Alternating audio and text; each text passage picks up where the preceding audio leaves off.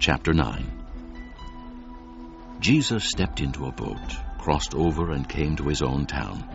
Some men brought to him a paralytic, lying on a mat.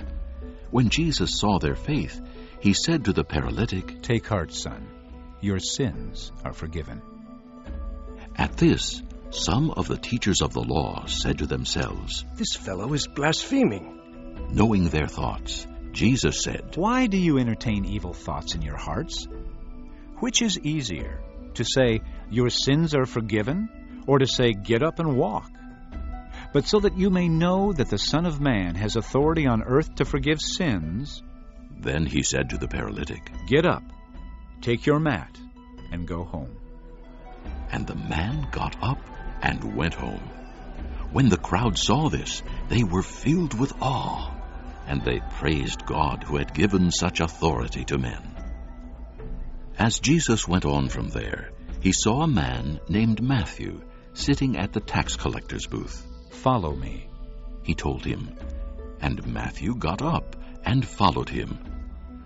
While Jesus was having dinner at Matthew's house, many tax collectors and sinners came and ate with him and his disciples. When the Pharisees saw this, they asked his disciples, "Why does your teacher eat with tax collectors and sinners?" On hearing this, Jesus said, "It is not the healthy who need a doctor, but the sick. But go and learn what this means. I desire mercy, not sacrifice. For I have not come to call the righteous, but sinners." Then John's disciples came and asked him, "How is it that we and the Pharisees fast, but your disciples do not fast?" Jesus answered, "How can the guests of the bridegroom mourn while he is with them? The time will come when the bridegroom will be taken from them. Then they will fast. No one sews a patch of unshrunk cloth on an old garment, for the patch will pull away from the garment, making the tear worse. Neither do men pour new wine into old wineskins. If they do, the skins will burst, the wine will run out, and the wineskins will be ruined. No, they pour new wine into new wineskins, and both are preserved." While he was saying this, a ruler came and knelt before him and said, "My daughter has just died, but come and put your hand on her and she will live." Jesus got up and went with him, and so did his disciples. Just then, a woman who had been subject to bleeding for 12 years came up behind him and touched the edge of his cloak.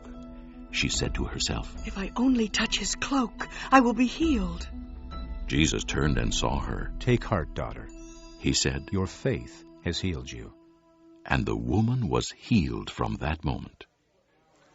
When Jesus entered the ruler's house and saw the flute players and the noisy crowd, he said, "Go away! The girl is not dead, but asleep."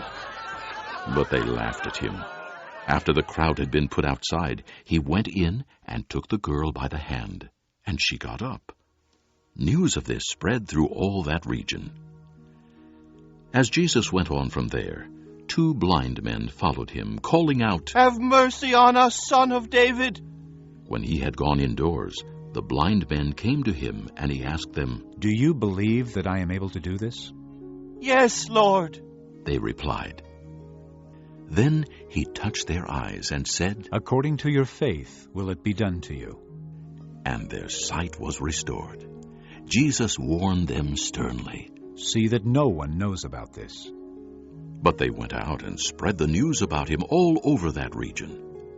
While they were going out, a man who was demon-possessed and could not talk was brought to Jesus. And when the demon was driven out, the man who had been mute spoke. The crowd was amazed and said, "Nothing like this has ever been seen in Israel." But the Pharisees said, "It is by the prince of demons that he drives out demons." Jesus went through all the towns and villages, teaching in their synagogues, preaching the good news of the kingdom, and healing every disease and sickness. When he saw the crowds, he had compassion on them, because they were harassed and helpless, like sheep without a shepherd. Then he said to his disciples, "The harvest is plentiful, but the workers are few. Ask the Lord of the harvest, therefore, to send out workers into his harvest field.